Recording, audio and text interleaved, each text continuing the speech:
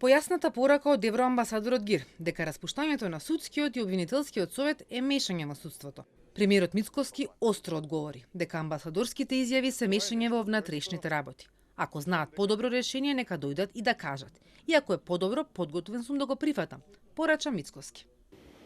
Некако стана пракса амбасадорите да се мешаат во внатрешните работи на државата. Но во ред, еве, и да е така, 600.000 граѓани гласаа за оваа коалиција. Очигледно тоа, еве, за нив не значи ништо и за политиките и програмата на нова влада. Истовремено истите тие велат дека е катастрофална состојбата со владењето на правото. Истовремено сите тие во своите извештаи велат дека цути криминалот и корупцијата. Довербата во судскиот совет, во советот за јавни обвинители е на 2-3% кај граѓаните. Очигледно дека работите не функционираат. Еве, јас сум подготвен да седнам со секого да разговарам. И со амбасадорите, и со експертите. Дајте, кажете како да ја решиме работава. Затоа што вака, како што е, не бива. Од Министерството за правда доаѓаат умерени ноти.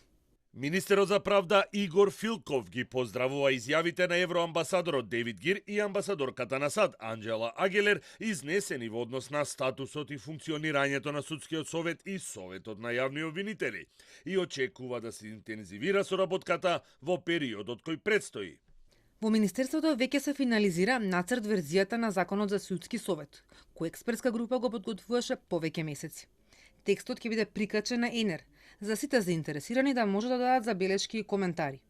Министерот Филков планира да отвори широка јавна дебата, во која ќе бидат слушнати мислењата на експертската јавност. На крајот, текстот од законот ќе биде доставен на мислење во Европската комисија и Венецијанската комисија. Одговараат од правда за Телма.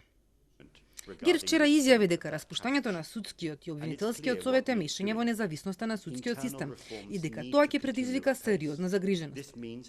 Несогласување изрази и со владината идеја за подолба на Академијата за суди и јавни обвинители.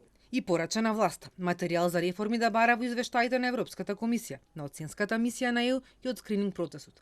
Амбасадорката на САД Агелер порача судскиот совет да ги следи препораките на оценската мисија и да даде отпор на политичките притисоци.